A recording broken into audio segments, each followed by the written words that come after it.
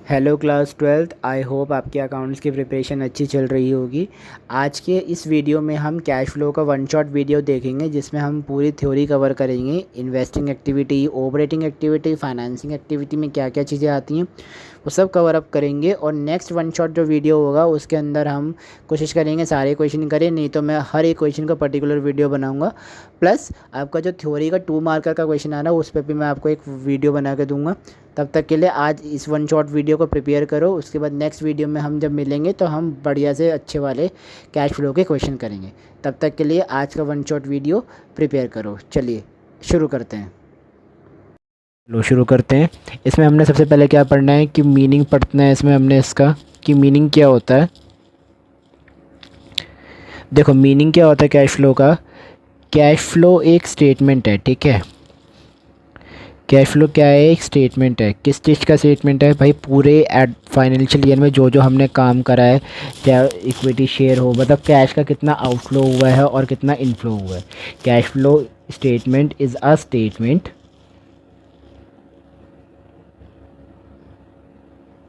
Cash flow statement is a statement, ठीक है, that shows the flows of inflow and outflow of the cash। ठीक है जी बच्चों, cash flow statement is a statement that shows the flow of inflow and outflow of the cash. ठीक है, simple है, कोई दिक्कत नहीं है। चलो जी, ठीक है। अब इनफ्लोज होते हैं दो प्रकार के, ठीक है। एक होता है इनफ्लो, दूसरा क्या होता है? आउटफ्लो। एक होता है इनफ्लो और दूसरा क्या होता है? आउटफ्लो, ठीक है। अब कैश इनफ्लो, कैश आउटफ्लो, क्या डिफरेंस होता है इनमें? मतलब क्या क्या चीज़ें इनमें आती। देखो जी, तो सबसे पहले कैश इनफ्लो, ये आपकी बुक में भी मेंशन है, मैं फिर भी बता देता हूँ। कैश इनफ्लो का मतलब कैश सेल। अगर हमने किसी चीज़ की सेल करी है, कैश सेल करी है, तो हमारे पास कैश आ रहा है, तो मतलब कैश का इनफ्लो हो रहा है, ठीक है। दूसरा, हमने कुछ कैश रिसीव करा है अगेंस्ट टीआर, मतलब ट्रेड रिसीवेबल। ये मैंने शॉर्ट फॉर्म में लिखा, आप पूरा लिखेंगे, ठीक है। फटाफट नोट्स बनाते चलेंगे साथ मेरे, ठीक है। कोई रॉयल्टी मिली हमें, कमीशन मिला है, या कोई फ़ीस मिली है, ठीक है। उसके बाद कोई इंश्योरेंस क्लेम करा है हमने, ठीक है। एक और लिख लो, जैसे कोई लोन मिला है हमें, एडवांस रिसीव हो गया, ठीक है। पैसा तो रिसीव हो ही रहा है। या हमने कोई इशू कर दिए share, issue of share, proceed करें मतलब, ठीक है। हमने कोई प्रोसीड करें, इशू ऑफ शेयर, तो ये तो हमारा हो गया, इनफ्लो हो गया। या फिर हमें मार्केटेबल सिक्योरिटी मिल रही है, ठीक है। मार्केटेबल सिक्योरिटी मिल रही है, कोई मार्केटेबल सिक्योरिटी, तो ये तो हो गया आपका इनफ्लो। अब जी आउटफ्लो क्या होता है जी? आओ जी देखते हैं। आउटफ्लो होता है आपका परचेज, मतलब खर्चा, पैसा जा रहा है, ठीक है। कैश कोई पे करा है हमने, अब वो कुछ भी हो सकता है। कैश पे कर दिया, वो सैलरी भी हो सकती है, इंटरेस्ट भी हो सकता है, ठीक है। अगेंस्ट टीपी भी हो सकता है, मतलब ट्रेड पेबल, जो हमने पैसा देना है अभी, ठीक है। कोई सेलिंग हो गई, किसकी? ऑपरेटिंग एक्सपेंसेस की। चलो जी, ये भी हो गया। और क्या ले लो, और ले लो परचेज ऑफ इन्वेस्टमेंट, जो भी हमने इन्वेस्टमेंट किया है उसका हमें परचेज करना है, ठीक है। और क्या ले लो, पेमेंट लिख लो, कोई किसी भी प्रकार का कोई भी पेमेंट मोड, ठीक है। अब वो चाहे तुमने रिडेम्पशन में करा हो, ठीक है, चाहे तुमने प्रेफरेंस शेयर में करा हो, ठीक है, चाहे तुमने इक्विटी शेयर में करा हो, ठीक है जी। कैश इनफ्लो पता चल गया, कैश आउटफ्लो पता चल गया कि कैश इनफ्लो में क्या आता है और कैश आउटफ्लो में क्या आता है। चलो जी, इतना तो क्लियर है ना, क्लियर है सब। चलिए जी, अब इनकी क्लासिफिकेशन देख लेते हैं। कैश फ्लो की क्लासिफिकेशन क्या है, मतलब कैश फ्लो कितने पार्ट्स में बनता है या क्या मेथड है कैश फ्लो बनाने के। कैश फ्लो बनाने के देखो दो मेथड हैं। एक तो है आपका डायरेक्ट मेथड,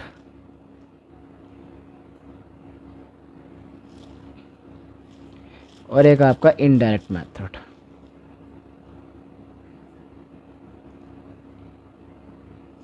हमने कौन सा पढ़ना है जी, हमने कौन सा पढ़ना है, हमने आपका पढ़ना है इनडायरेक्ट मेथड। डायरेक्ट मेथड आपके सिलेबस में नहीं है, नॉट इन सिलेबस, ठीक है जी। चलो जी, क्लासिफिकेशन पे चले।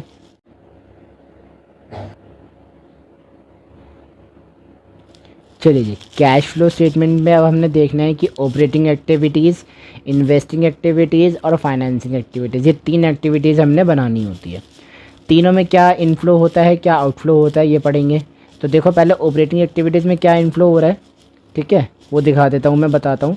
सेल, मैंने बताया ऑपरेटिंग एक्टिविटीज़ में आपका सेल आ जाएगा, रॉयल्टी आ जाएगी, कोई भी फीस या कमीशन आ जाएगा। आउटफ्लो क्या होगा, ठीक है, मैंने बोला था ना कि कैश आउटफ्लो मतलब कोई भी चीज़ हमने पे कर दी, मैंने अभी पीछे बताया था। तो आउटफ्लो मतलब कोई भी सैलरी पे कर दी, वेजेस पे कर दिए, आईटी पेड कर दिया। आईटी का मतलब क्या हो गया, इनकम टैक्स पेड हो गया, ठीक है, या फिर कोई भी पेमेंट मोड हो गया। तो ये तो आपका था ऑपरेटिंग एक्टिविटीज़ में जो जो आपकी चीज़ें आउटफ्लो होंगी और इनफ्लो होंगी, ठीक है जी। अब इन्वेस्टिंग एक्टिविटीज़ में आपका इनफ्लो क्या होगा और आउटफ्लो क्या होगा, देखो इनफ्लो में आ जाएगा आपका सेल ऑफ एसेट और आउटफ्लो में क्या आ जाएगा, परचेज ऑफ एसेट। जब इनफ्लो में अगर एसेट सेल हो रही है तो आउटफ्लो का मतलब क्या होगा, परचेज ऑफ एसेट, मतलब परचेज कोई भी एसेट हो, मशीनरी हो, प्लांट मशीनरी, बिल्डिंग, कुछ भी हो, सब वो किस में आएगा, इन्वेस्टिंग एक्टिविटीज़ में, जब परचेज हो रहा होगा, ठीक है, आउटफ्लो हो रहा होगा तब वो इसमें आएगा। Interest paid, dividend paid, similarly इसमें क्या आ जाएगा, purchase of non current investment, जितनी भी चीज़ें होंगी वो सारी इसमें आ जाएंगी। अब आपका फाइनेंसिंग एक्टिविटीज़ में क्या इनफ्लो होता है, क्या आउटफ्लो होता है, वो आके देखो यहाँ दिखाता हूँ मैं, ये देखो ये रहा इनफ्लो और आउटफ्लो। देखो इसमें क्या हो रहा है, इशू ऑफ शेयर, ठीक है जी, इशू ऑफ डिबेंचर, कोई भी हमने शेयर इशू कर दिए, कोई भी डिबेंचर हमने इशू कर दिए। बेसिकली इसमें क्या होता है, लोन्स या प्लस शेयर कैपिटल्स से रिलेटेड जितनी भी चीज़ें होती हैं वो सारी चीज़ें इसमें आती हैं, ठीक है। आउटफ्लो क्या हो जाएगा, इंटरेस्ट पेड कर दिया, डिविडेंड पेड कर दिया, या फिर कोई रिटेंशन और डिबेंचर हमें मिला हुआ है तो वो हमने इसमें पे कर दिया। तो ये तो था आपका कैश फ्लो स्टेटमेंट, जो आपके तीनों एक्टिविटीज़ बननी है। ऑपरेटिंग एक्टिविटीज़ बननी है आपकी ये, ठीक है, इन्वेस्टिंग बननी है, फाइनेंसिंग एक्टिविटीज़ बननी है, फाइनेंसिंग एक्टिविटीज़ बननी है, ठीक है। तो ये तो था आपकी तीनों एक्टिविटीज़। आज मैं आपको कैश फ्लो में ऑपरेटिंग एक्टिविटीज़ कैसे सॉल्व करते हैं, ऑपरेटिंग एक्टिविटीज़ कैसे बनाते हैं वो मैं बताऊंगा, ठीक है। उसका आज हम पहले फॉर्मेट देखते हैं कि इसका फॉर्मेट क्या होता है। देखो ऑपरेटिंग एक्टिविटीज़ का फॉर्मेट है कुछ ऐसा, इसमें क्या क्या चीज़ें आएंगी, net profit before tax, NPBT कैसे इसे, ठीक है, net profit before tax and extra ordinary items.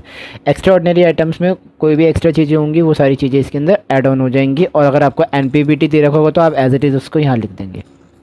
फिर हम कुछ एडजस्टमेंट करते हैं किसकी, नॉन कैश और ऑपरेटिंग एक्टिविटीज़ की या ऑपरेटिंग आइटम्स की। वो क्या क्या होती हैं, जैसे इसमें एक्सपेंसेस लॉसेस होते हैं और इनकम एंड गेंस होते हैं।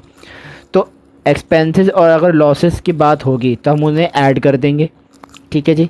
जो भी हमारे एक्सपेंसेस और लॉसेस होंगे उनको हमने ऐड करना है, जैसे goodwill return of, depreciation, loss on sale of asset, जो भी आपने सेल ऑफ एसेट किया उसके ऊपर जो लॉस हुआ है वो आप ऐड करोगे, प्रोविज़न ऑफ डाउटफुल डेट्स, ठीक है, ये तो आपने ऐड करना है। लेस क्या करना है, जो भी आपके इनकम्स होंगे, गेन्स होंगे, प्रॉफिट होंगे, वो सब आपने ऐड लेस कर देना है। जैसे सेल ऑफ एसेट किया आपने कोई, उसके ऊपर जो भी आपको गेन हुआ है, प्रॉफिट हुआ है, वो आपने लेस करना है।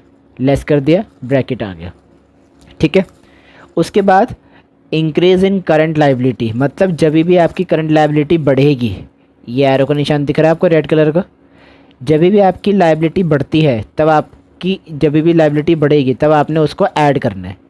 लाइबिलिटी जब भी बढ़ेगी आपने ऐड करना है फर्स्ट इस वाले स्टेप में, ठीक है। इसमें 2 स्टेप होते हैं। जब आपकी लाइबिलिटी बढ़ेगी तब आपने ऐड करनी है। सेकंड स्टेप में जब लाइबिलिटी घटेगी तब आपने लेस करनी है, ठीक है जी। जब आपकी लाइबिलिटी घटेगी तो लेस करनी है, बढ़ेगी तो ऐड करनी है। ये तो सिंपल सा तरीका होगा। बट जब एसेट घटेगा तो प्लस होगा, ठीक है जी। जब एसेट घटेगा तो प्लस होगा, एसेट बढ़ेगा तो माइनस होगा, ठीक है। एसेट घटेगा तो प्लस होगा, एसेट बढ़ेगा तो माइनस होगा। तो ये ऐड और लेस तो ये यहाँ पे हो गया। उसके बाद ये सारा अमाउंट जो भी आपका आ जाएगा, इसे सॉल्व करने के बाद जो भी आपका ये अमाउंट आएगा उसे हम कहते हैं cash generate from operating activities, ठीक है। लेकिन ये तो अभी पूरा नहीं हुआ, तो ये पूरा कब होगा?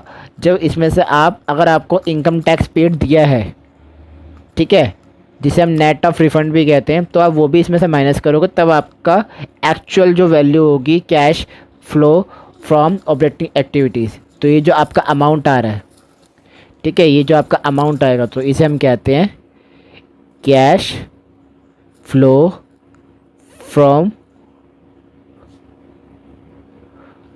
Operating activities. ये तो तब है जब आपकी वैल्यू किस में आती है? पॉजिटिव में। ये तो आपने तब लिखना है। जब आपकी वैल्यू माइनस में आएगी तब आप क्या लिखो? कैश यूज्ड, ठीक है, cash used in operating activities. Cash used आ जाएगा। क्या आ जाएगा? यूज्ड आ जाएगा। कब आएगा? जब आपकी वैल्यू माइनस में होगी, ठीक है जी। ऑपरेटिंग एक्टिविटी समझ आ गया। चलो अब एक एक स्टेप सीखते हैं कि एनपीबीटी कैसे निकलता है, क्या ऐड होगा, क्या लेस होगा, एक प्रैक्टिकल क्वेश्चन के साथ। चलिए स्टार्ट करते हैं। देखो जी, ये क्वेश्चन है। क्या कहता है क्वेश्चन आपका? X limited made profit of 5 lakh rupees after considering. एक एक्स लिमिटेड है, एक कोई कंपनी है एक्स लिमिटेड, उसने प्रॉफिट कमाया कितना? 5 लाख का आफ्टर कंसिडरिंग दिस ट्रांजैक्शन या दिस आइटम्स। वो कौन कौन सी है? गुडविल रिटर्न ऑफ हुआ है उस कंपनी का 5,000 रुपये का। उस कंपनी में डेप्रिसिएशन भी कुछ हुआ है 50,000 का। कुछ सेल ऑफ एसेट पे लॉस भी हुआ है 20,000 रुपये। प्रोविज़न फॉर डाउटफुल डेट्स हैं 10,000 रुपये। Gain on sale of land, जो भी आपकी लैंड हुई है, लैंड क्या होती है? एसेट होती है। भी उस पर जो गेन हुआ है वो कितने का है? 7500 का, यानी 7,500 का। कुछ एडिशनल इन्फॉर्मेशन दी है कि हमने कुछ ऐसा अमाउंट था जो रिसीवेबल है, ठीक है, ये भी तो एसेट है, रिसीवेबल है। 19 में कितना था? 78,000 और 2018 में कितना था? 52,000। प्रीपेड एक्सपेंस जो प्रीपेड है, मतलब अभी पे नहीं हुआ है, 3,000 रुपये 2,000 रुपये। ट्रेड पेबल 5,000 रुपये 40,000 रुपये। एक्सपेंस पेबल कितना है आपका? 20,000 और 34,000। तो अब कैसे बनाना है ऑपरेटिंग एक्टिविटीज़ वो देखते हैं। चलिए फॉर्मेट बनाएंगे। सबसे पहले आपने हमेशा ये क्या करना है? फॉर्मेट बना लेना है। तो कैसे बनता है फॉर्मेट? अपना एक अच्छा सा बढ़िया सा रूलर लो, फॉर्मेट बनाओ, पर्टिकुलर अमाउंट शो करो, ठीक है। ये मैं पर्टिकुलर और अमाउंट शो करने जा रहा हूँ। ये मैंने लिखा अमाउंट और ये आपका एक्स्ट्रा, ठीक है। मेरी मानो तो जब भी आप वो बनाओ कैश फ्लो को, जब भी आप कोई भी टेबल बनाओ cash flow from operating activities,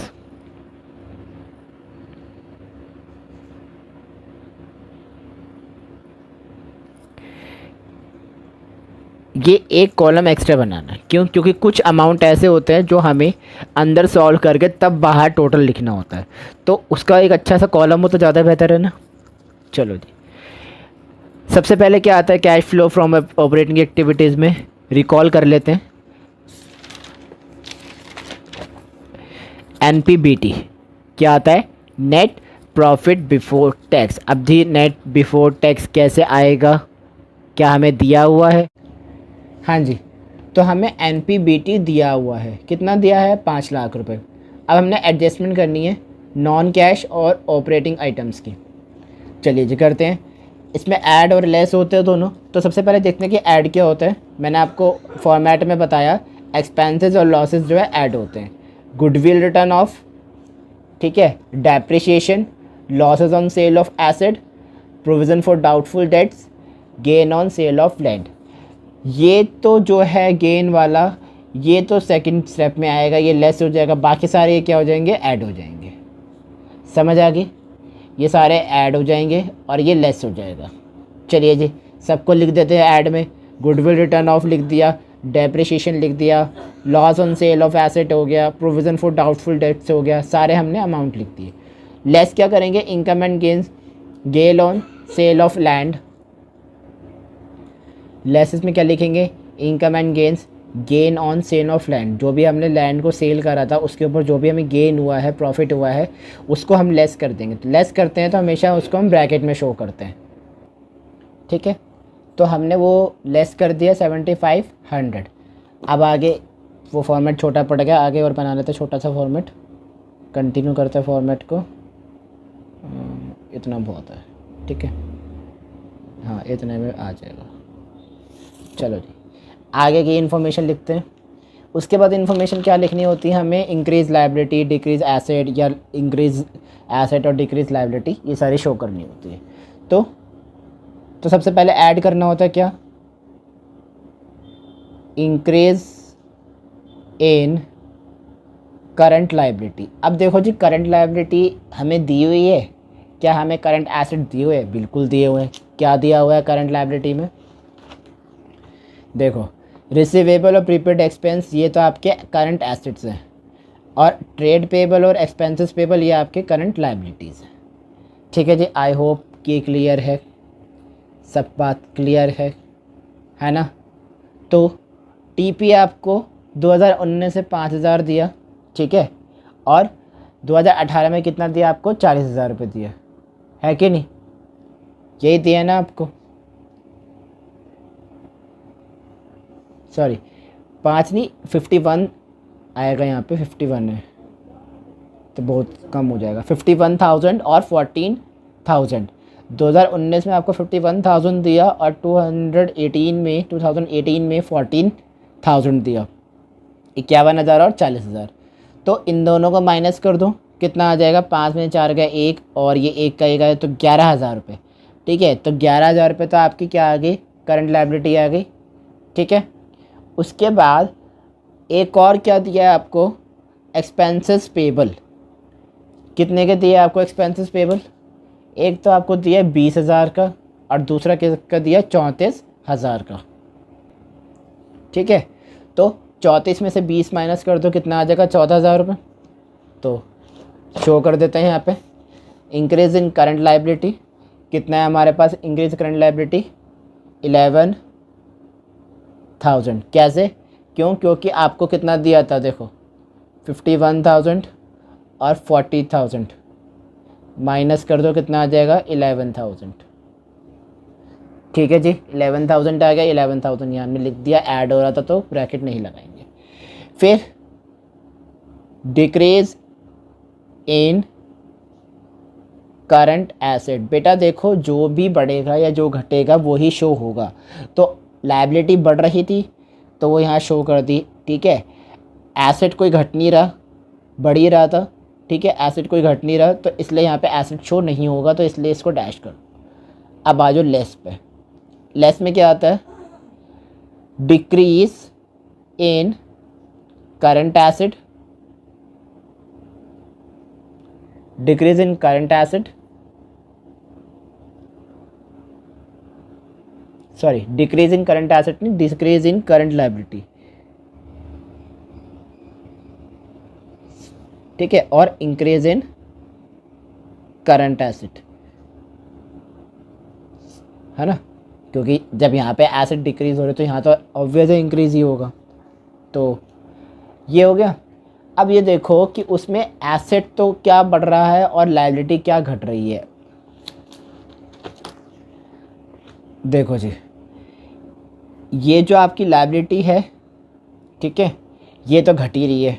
18 में कितनी थी, 34,000, 2019 में कितनी हो गई, 20,000। कितने से घट गई, 14,000 से, दोनों में से दोनों का माइनस कर दो, कितना आएगा 14,000, 14,000 घट गई।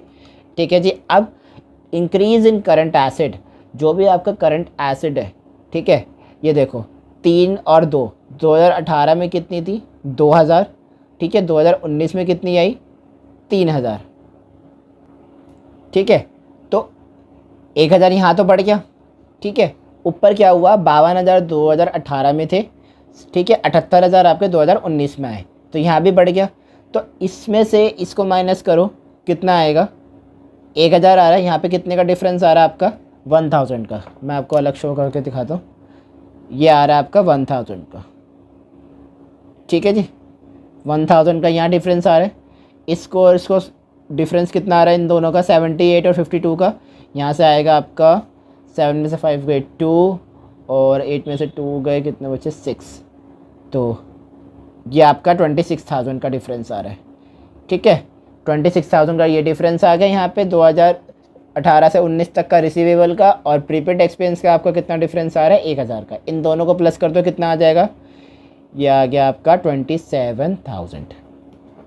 ठीक है, समझ आया, कुछ पता लगा, क्या लॉजिक लगा, क्या कॉन्सेप्ट लगा, समझ आया।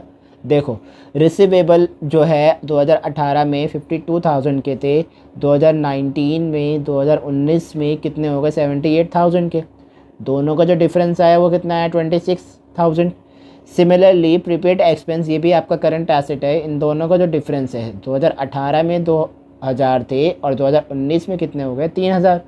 ठीक है, तो इनका डिफरेंस कितना हुआ 1,000, इन दोनों को प्लस कर दो, कितना आ जाएगा 27,000। क्यों, क्योंकि हमें टोटल करंट एसेट लिखना है। ठीक है जी, तो हमने यहाँ पे लिखना है 14,000 माइनस का 27,000 माइनस के।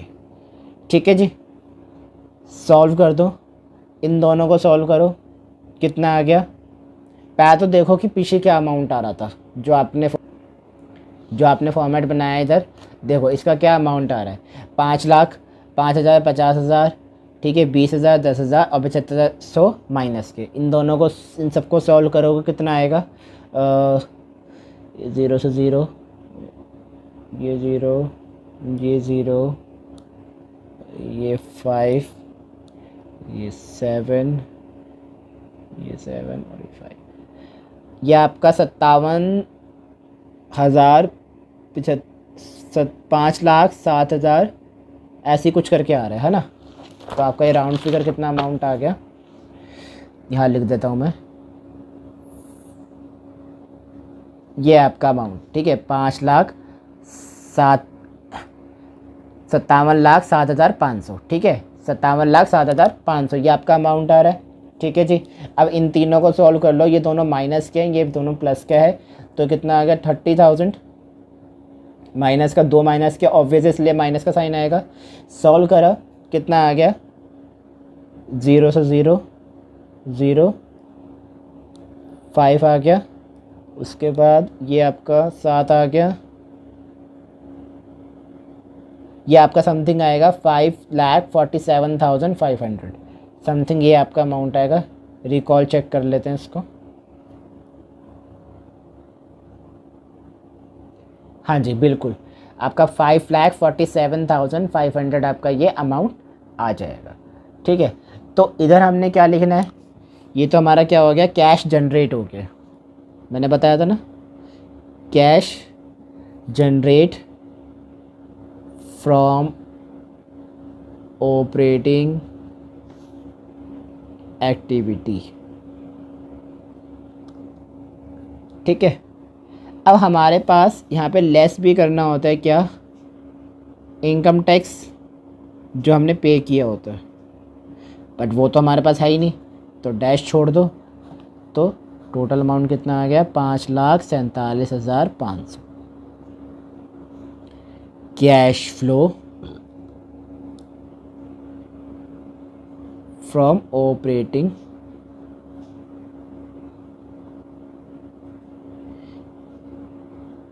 एक्टिविटी। ठीक है जी, आई होप कि आपको ऑपरेटिंग एक्टिविटी क्लियर है, कोई कहीं दिक्कत नहीं, कोई परेशानी नहीं, कॉन्सेप्ट क्लियर है। ठीक है, इसके बाद मैं आपको इन्वेस्टिंग पे लेके चलता हूँ, फिर फाइनेंसिंग पे, उसके बाद फिर हम बहुत एक बड़ा अच्छा सा क्वेश्चन करेंगे कॉम्प्रिहेंशन का, कैश फ्लो का। चलिए चलते हैं आपके इन्वेस्टिंग एक्टिविटीज़ पे। देखो जी, जो आपकी इन्वेस्टिंग एक्टिविटी है ना, cash flow from investing activity,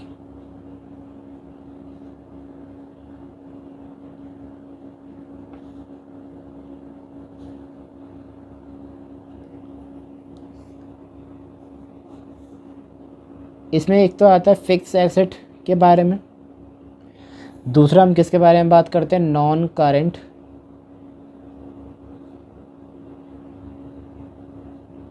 investments के बारे में।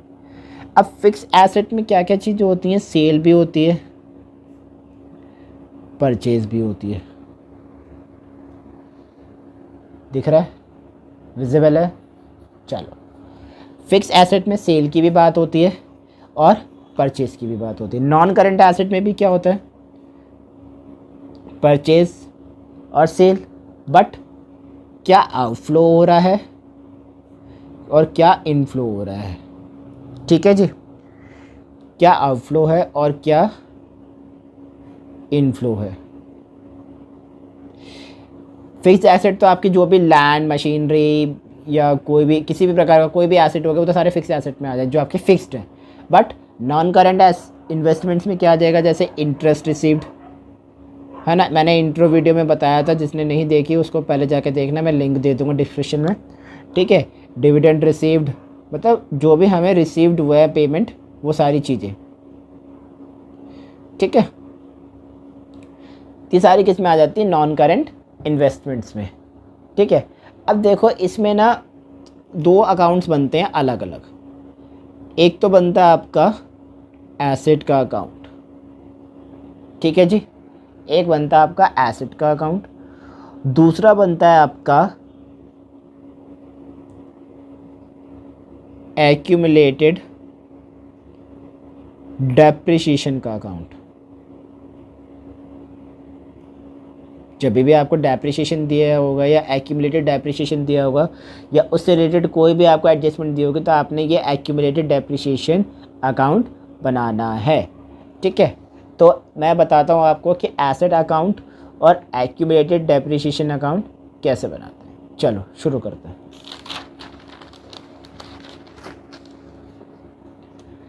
सबसे पहले ऊपर लिखेंगे हम एसेट अकाउंट।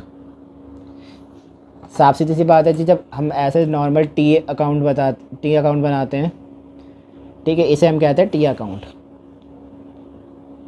अकाउंट्स के लैंग्वेज में कहते हैं टी अकाउंट। ठीक है, एक साइड डेबिट हो जाती है, दूसरी साइड क्रेडिट हो जाती है।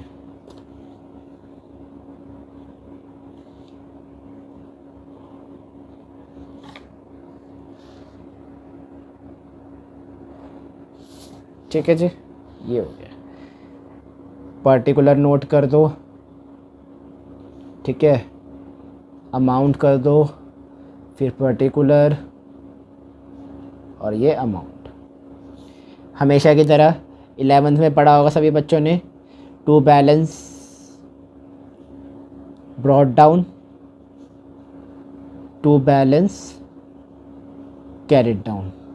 अमाउंट हमें नहीं पता, ये हम एक फॉर्मेट बना रहे हैं बस। ठीक है जी, उसके बाद यहाँ पे क्या क्या चीज़ें आती हैं, यहाँ आती है आपकी जो भी आपका डेप्रिसिएशन होता है, किसके ऊपर, करंट ईयर के ऊपर जो भी आपका डेप्रिसिएशन होगा वो आपका यहाँ आ जाएगा। ठीक है, उसके बाद जो भी आपकी बैंक से रिलेटेड सेल होगी, जो भी आपकी सेल होगी बैंक से रिलेटेड, वो भी सारी आपकी यहाँ आ जाएगी क्रेडिट साइड। ठीक है, दूसरा स्टेटमेंट ऑफ P&L, जो क्या शो करता है आपका लॉस करता है शो, वो भी यहाँ आ जाएगा। ठीक है, इन सब का टोटल करो, यहाँ आ गया, इन सब का टोटल करो, जो भी आपका टोटल आएगा उसमें से आपने बैलेंस BD जो है आपका, जो भी आपका बैलेंस ब्रॉट डाउन है वो माइनस कर दोगे, तो आपका यहाँ पे एक अमाउंट निकल के आ जाएगा, जिसे हम कहते हैं, विजिबल होगा आई थिंक, नहीं हो तो देखो, जिसे हम कहते हैं टू बैंक, और उसे लिखते हैं हम परचेज में। परचेज कहते हैं, जो आपका इन्वेस्टिंग एक्टिविटीज़ में माइनस हो जाता है। दोनों बैलेंस सेम आ जाएंगे, इसको प्लस सबको सॉल्व कर लो, इन सबको, ठीक है। इसमें से ये माइनस कर दो तो आपका ये वाला अमाउंट आ जाएगा, ठीक है जी, ओके। एक नोट लिखाता हूँ, आपको बताता हूँ। देखो, if along with balance of asset और बैलेंस ऑफ एक्यूमुलेटेड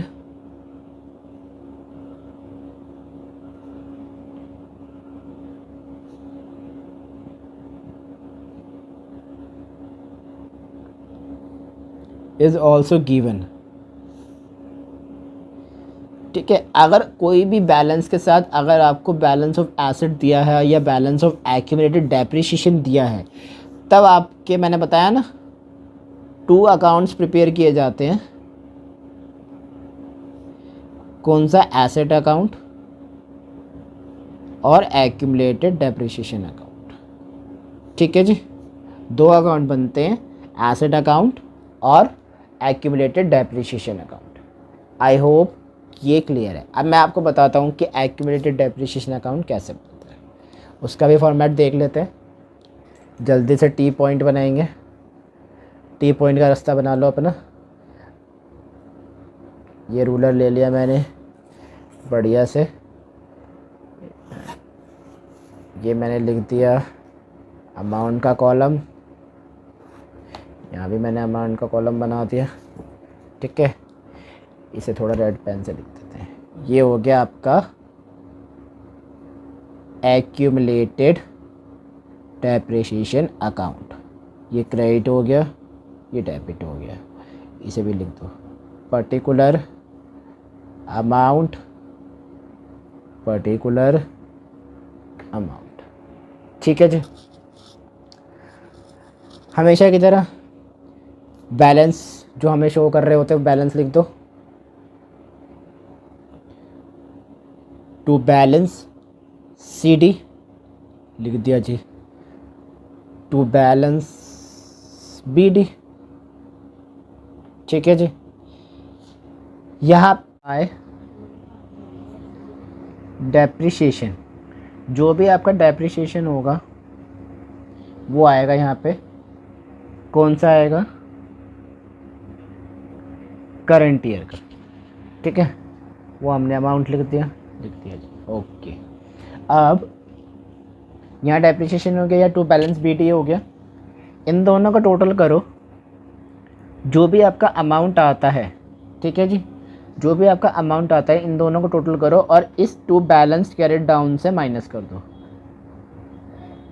सपोज़ यहाँ पे आपके थे 20,000, यहाँ था आपका 40,000। 20 और 40 कितना हुआ? 60,000। 60,000 ये हो गया, चलो जी 60,000 ये हो गया, ठीक है। यहाँ 60,000 आ गया। अब 60,000 था, ठीक है जी। अब ये 60 था, इसमें से आपने ये माइनस करना है, ठीक है। 80 में से 60 माइनस कर दो, या ये 20 मान लो, कुछ भी कर लो। जैसे मान लो ये 60 था, ठीक है, ये 20 था, ये 40 था।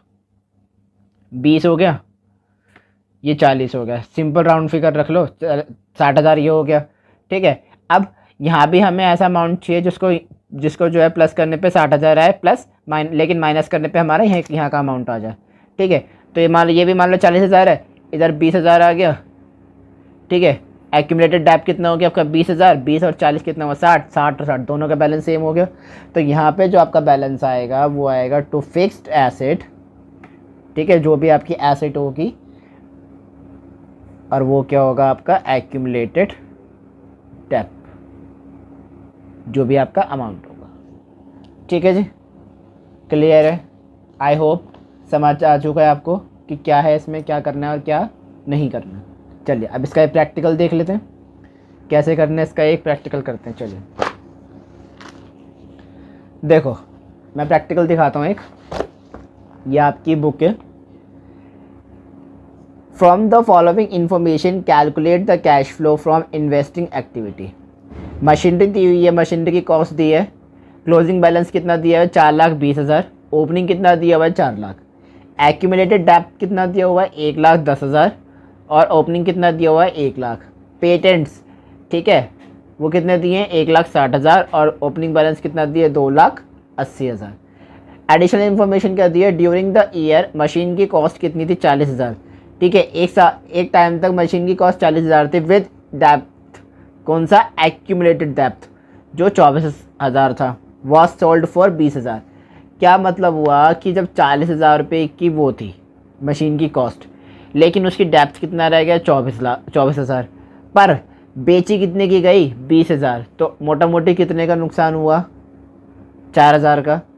Patent write off 40,000 and some patents were sold at profit 20,000। कुछ पेटेंट्स ऐसे थे जो राइट ऑफ हो गए, लॉस में चले गए, ठीक है, बट लेकिन कुछ हमने बेच के प्रॉफिट कमा लिए कितने के 20,000 रुपये के।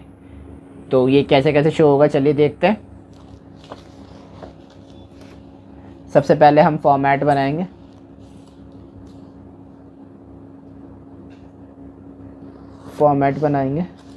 फॉर्मेट के लिए हमने अमाउंट का कॉलम बनाना है,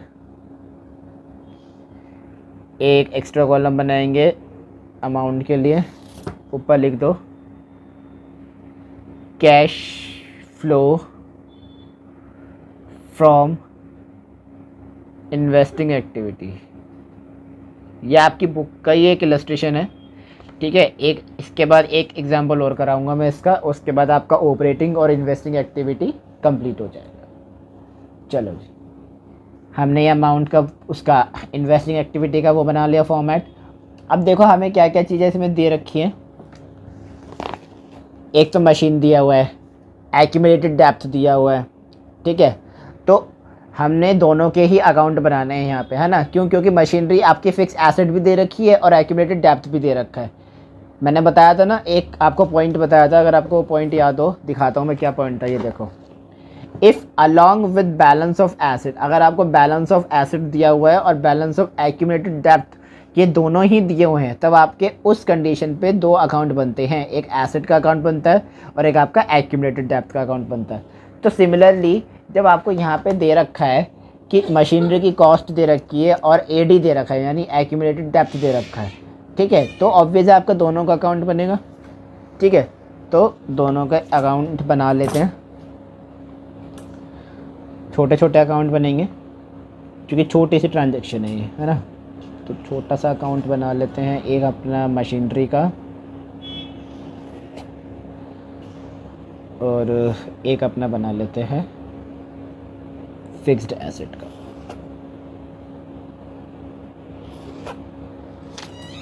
ठीक है,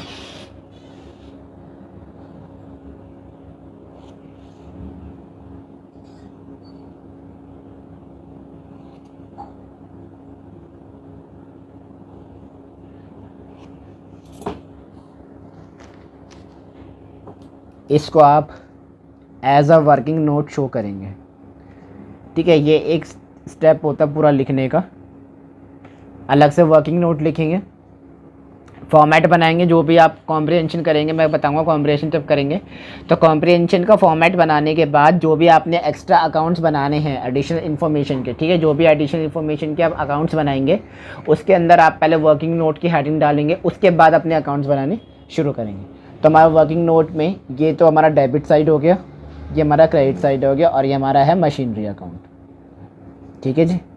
मशीनरी अकाउंट ये हमारा पर्टिकुलर, ठीक है, ये अमाउंट हो गया, ये पर्टिकुलर हो गया, ये अमाउंट हो गया, ठीक है, ठीक है। ये तो हमारा मशीनरी अकाउंट हो गया। दूसरा अकाउंट हमारा कौन सा है, एक्यूमुलेटेड डेप्थ का, एक्यूमुलेटेड डेप्रिसिएशन।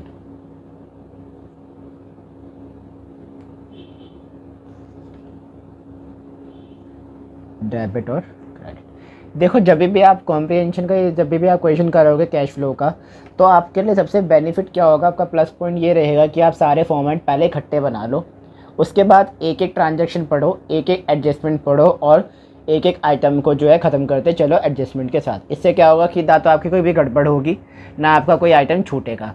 यही सबसे बड़ी ट्रिक है कैश फ्लो के क्वेश्चन करने की। आप सारे अमाउंट और सारे अकाउंट्स जो है इकट्ठे बना लो।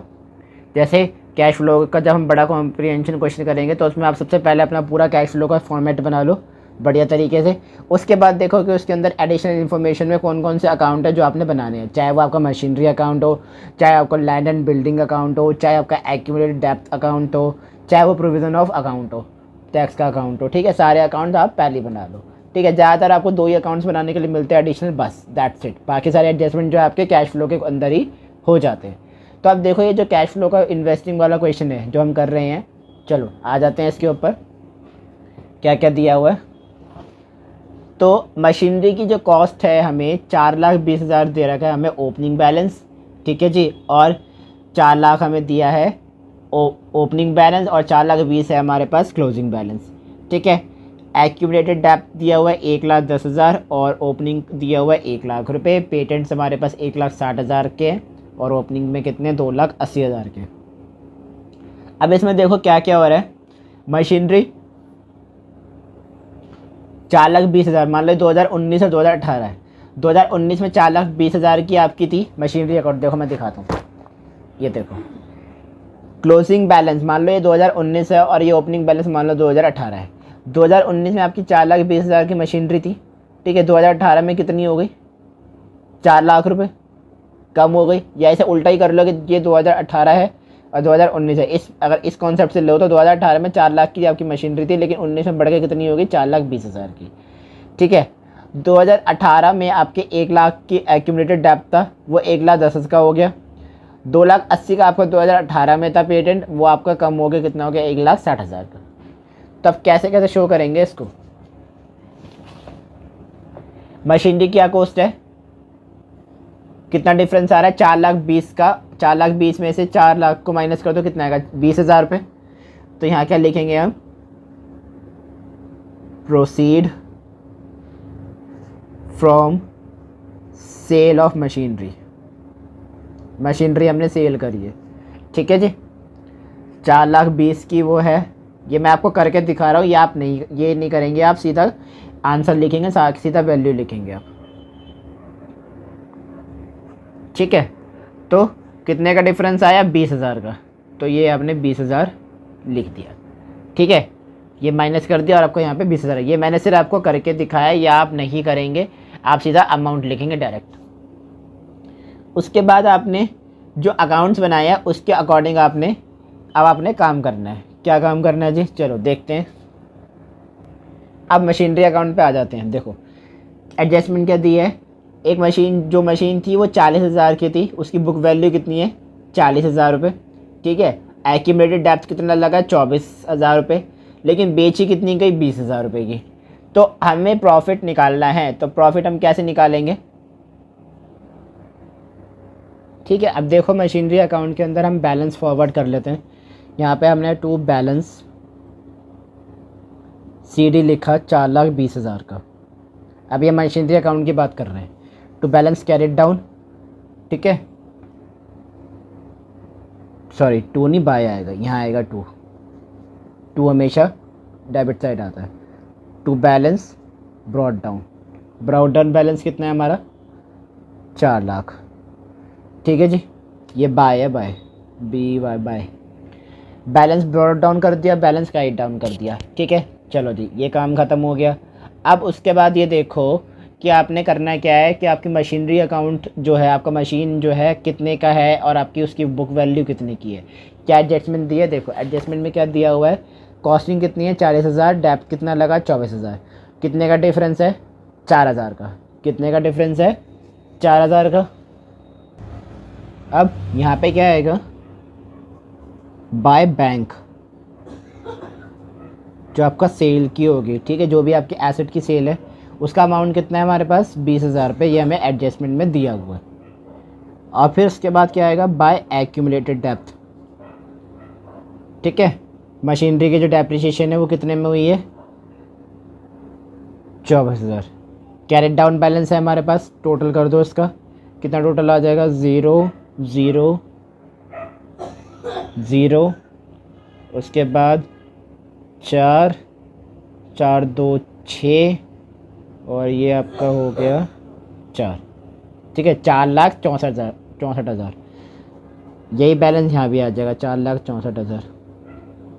ठीक है, तो अब यहाँ पे क्या निकलता है आपका, यहाँ निकलेगा टू गेन यानी प्रॉफिट ऑफ मशीनरी, वो कितना आएगा। और जो बैलेंसिंग फिगर निकलेगी टू परचेज, वो। ठीक है, अब जो यहाँ पे प्रॉफिट ऑफ मशीनरी लिखना है वो कैसे लिखेंगे। 40,000 रुपये की हमारी मशीनरी बिकी है। ठीक है, 40,000 रुपये की इसकी बुक वैल्यू है और 24,000 रुपये उसका डेप्थ लगा है ना। देखो ये लिखा हुआ कि 40,000 रुपये मेन कॉस्टिंग है उसकी और एक्यूमुलेटेड डेप्थ जो है वो 24,000 रुपये का है। तो दोनों का डिफरेंस कितना आया, 4,000। तो ये आपका 4,000 हो गया, P&L हो गया, स्टेटमेंट ऑफ P&L हो गया। ये प्रॉफिट और लॉस दोनों में ही काउंट किया जा सकता है। तो अब इस सब को टोटल करो, इन दोनों को टोटल करो, कितना आया, 4,64,000 में से आपने 44 लाख रुपए माइनस करना है। तो कितना आंसर आ जाएगा आपका यहाँ पे, 60,000। ऑब्वियस सी बात है ना। 4,44,000 ये जो आपका अमाउंट है इसमें से आपने ये माइनस कर दो, कितना आ जाएगा, 60,000। ठीक है, तो आपका परचेस अकाउंट का जो है, परचेस जो आ रही है आपकी balancing figure, this is called balancing figure. थोड़ा सा गला खराब है मेरा, इसलिए टंग स्लिप हो रही है बार बार। ठीक है, तो 60,000 रुपये आपका ये बैलेंस आ गया। इसे हम कहाँ शो कर देंगे, इसे हम ऊपर कर देंगे show payment for purchase of machinery. ठीक है, वर्किंग नोट नंबर 1, कितने की आई है हमारे पास मशीनरी, 60,000 रुपये की। ठीक है, अब ये देखो कि ये प्लस में आएगा कि माइनस में आएगा। मैंने फॉर्मेट बताया था, तो ये मुझे आप बताओगे कि ये आपका प्लस में आएगा या माइनस में आएगा। ठीक है जी, अब एक्यूमुलेटेड डेप्थ देख लेते हैं। एक्यूमुलेटेड डेप्थ में क्या है, बैलेंस फॉरवर्ड और कैरिड डाउन दोनों कर लेते हैं पहले। तो ये आपका balance BD to balance CD। क्या क्या बैलेंस BD और बैलेंस CD और BD है आपका, 1,10,000 रुपये आपका क्या है, सब दिया हुआ है हमारे पास। पहले से अकाउंट बना लो ना तो कोई दिक्कत नहीं होती। ठीक है जी, तो देखो बच्चों, अब आपने यहाँ पे डेप्रिसिएशन बताना है कितना आएगा एज ए फॉर्मेट। उसके बाद यहाँ पे आपने क्या बताना है, बैलेंसिंग फिगर बतानी है, ट्रांसफ़र जो हुआ है आपका।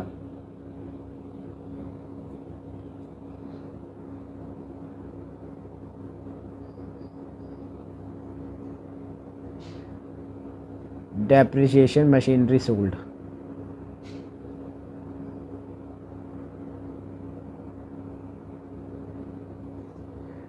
तो ये तो आपकी 24,000 हो गई। ठीक है, इस सब को टोटल कर दो, कितना आएगा, 1,34,000। इन दोनों को टोटल कर दिया, 1,34,000। अब इसमें से ये माइनस कर दो 1,00,000 रुपये, तो यहाँ पे कितना आ गया, 34,000। ठीक है, 1,34,000 ये हो गया, 1,34,000 ये हो गया। तो आपका जो है एक्यूमुलेटेड डेप्थ कितना हो गया, 34,000 रुपये। ठीक है, अब आ जाओ, पेटेंट था, क्या है हमारे पास, पेटेंट। देखो अब इसमें ना एक पेटेंट आ गया, तो इसमें हम पेटेंट का भी एक अकाउंट बनाएंगे। ठीक है, जब पेटेंट का भी एक अकाउंट बन जाता है इसमें, इन्वेस्टिंग एक्टिविटी में जब हम सॉल्व करते हैं और जब कॉम्प्रिहेंशन में करेंगे तो कभी कभार आता है, नहीं तो मोस्ट प्रोबेबली कम ही आता है पेटेंट का अकाउंट बनाने के लिए। तो चलो मैं आपको पेटेंट का भी बना के दिखा देता हूँ कि पेटेंट का कैसे बनेगा। ठीक है, तो ये मैंने बनाया पेटेंट अकाउंट का T account. Okay,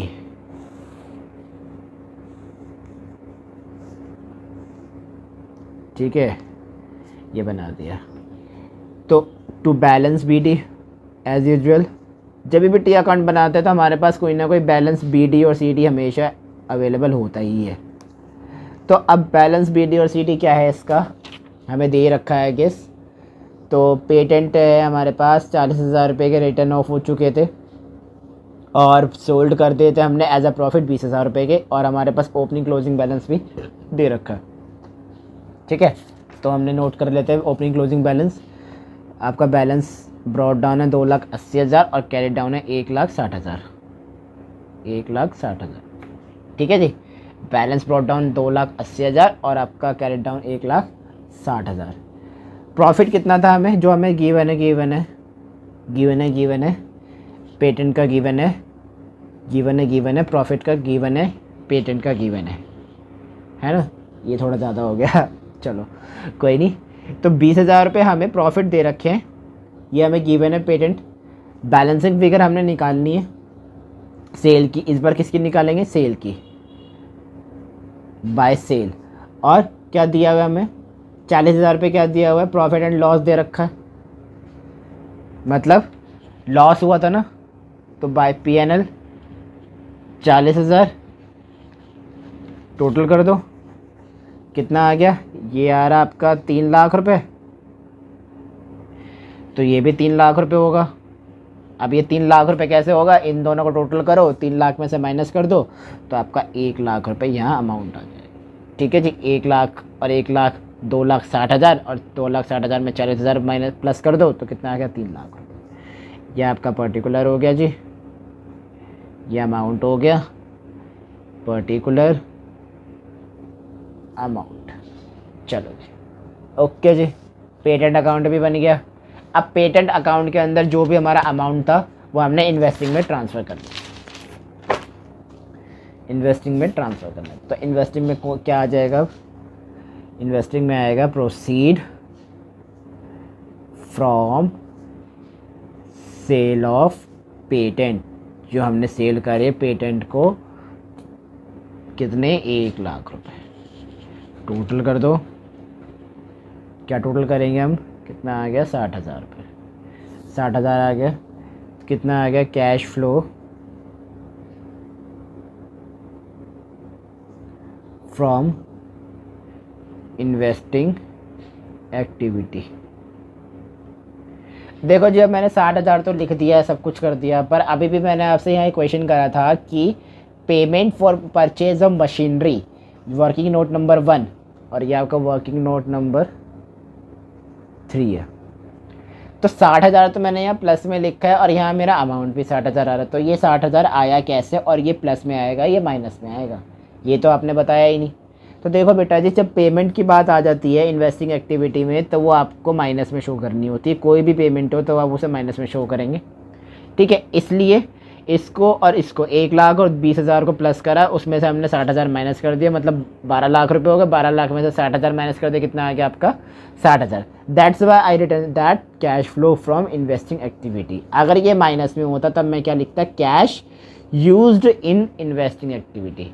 I hope clear है बढ़िया तरीके से, क्वेश्चन में कोई गड़बड़ नहीं, कोई दिक्कत नहीं। एक क्वेश्चन और लेना है, ले लेते हैं, चलो एक क्वेश्चन और ले देते हैं, आपको एक क्वेश्चन और दिखा देता हूँ।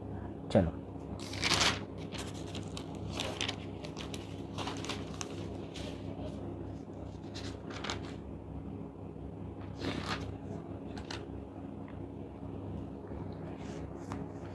एक क्वेश्चन और लेते हैं। तो देखो जी, एक क्वेश्चन और ले लेते हैं। देखो बेटा, आप ये कहोगे कि आप तो भैया मशीनरी के अकाउंट, मशीनरी अकाउंट और डेप्रिसिएशन अकाउंट, मतलब मशीनरी के लिए जा रहे हो, और तो आप ले ही नहीं रहे एग्जांपल। देखो बेटा, मशीनरी जो है ना, ये एक ऐसी एसेट है जिसके ऊपर क्वेश्चन बनता ही बनता है। ठीक है, लैंड एंड बिल्डिंग भी है, और भी चीज़ें, टेंजिबल इंटेंजिबल एसेट जितने भी आपकी, बहुत से सब पे आता है। बट जो एक मशीनरी है ना, एक आपकी 12th क्लास ऐसी है। अब देखो, प्रोविजन ऑफ टैक्स आएगा, उसमें भी आपका जो क्वेश्चन आएगा वो मशीनरी के ऊपर ही आएगा, मशीनरी बेस ही आएगा। ठीक है, ऐसा नहीं है कि और भी क्वेश्चन नहीं आते, और भी आते हैं। ठीक है, मैं आपको प्रैक्टिस में करवाऊँगा। अगर आप मेरे से कहो, अगर आप चाहोगे तो मैं आपको प्रैक्टिस में करवा दूँगा सारे क्वेश्चंस, लैंड और बिल्डिंग के, और भी अलग अलग एसेट्स के ऊपर, या पर्टिकुलर कहोगे पर्टिकुलर करा दूँगा। ठीक है, ये मोस्ट इंपॉर्टेंट है। ठीक है, ये एक इम्पॉर्टेंट क्वेश्चन है, ये इस तरह का क्वेश्चन आ जाता है। तो देखो, मशीनरी हमें 5 लाख की दे रखी है 2018 में, और 2019 में कितने की दे रखी है, 6 लाख रुपए। एडी यानी आपका एक्यूमुलेटेड डेप्थ कितना दिया हुआ है, 1,64,000 2018 का, और 2019 का कितना है 1,80,000। एडजस्टमेंट दी हुई है कि कॉस्टिंग 1 लाख की थी, बेची कितनी 30,000 की, और एक्यूमुलेटेड डेप्थ कितना लगा 44,000। तो एज़ यूजुअल हमने अपना अकाउंट बनाना है, कौन सा फॉर्मेट बना लेंगे हम इन्वेस्टिंग एक्टिविटी का। हमने ये बना लिया फॉर्मेट।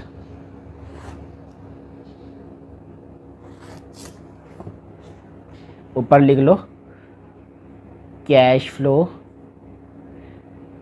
फ्रॉम इन्वेस्टिंग एक्टिविटी, और ये आपका अमाउंट हो गया, ये आपका पर्टिकुलर हो गया। ये तो हमारा इन्वेस्टिंग एक्टिविटी का फॉर्मेट बन गया। अब देखो इसमें मशीनरी और एक्यूमुलेटेड डेप्थ दोनों ही दे रखे हैं, तो दोनों के ही अकाउंट बनेंगे। ठीक है, दोनों का अमाउंट है तो दोनों के ही अकाउंट बनेंगे, मैंने बताया था आपको। देखो जी, ये हमारा मशीनरी अकाउंट और एक्यूमुलेटेड डेप्रिसिएशन अकाउंट दोनों तैयार हो गए। चलिए जी स्टार्ट करते हैं। देखो परचेज ऑफ मशीनरी, मतलब हमारी मशीनरी कितनी दे रखी है 5 लाख रुपए की, और 2019 की कितनी है 6 लाख रुपए की। ठीक है, तो हमारा जो है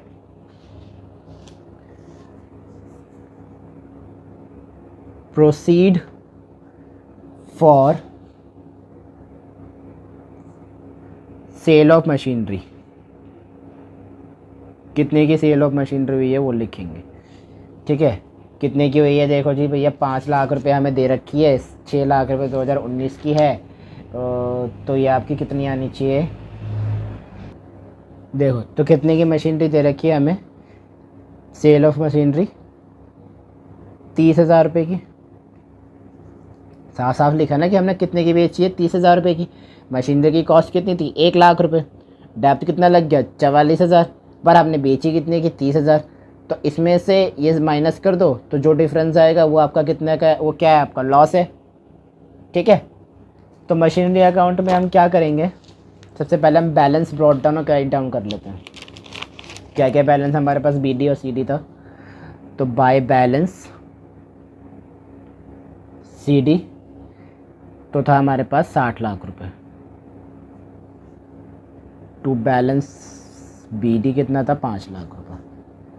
वो सारा हमें ओपनिंग और क्लोजिंग बैलेंस दे रखा था। ठीक है जी, उसके बाद आपका एक्यूमुलेटेड डेप्थ दिया हुआ है बाय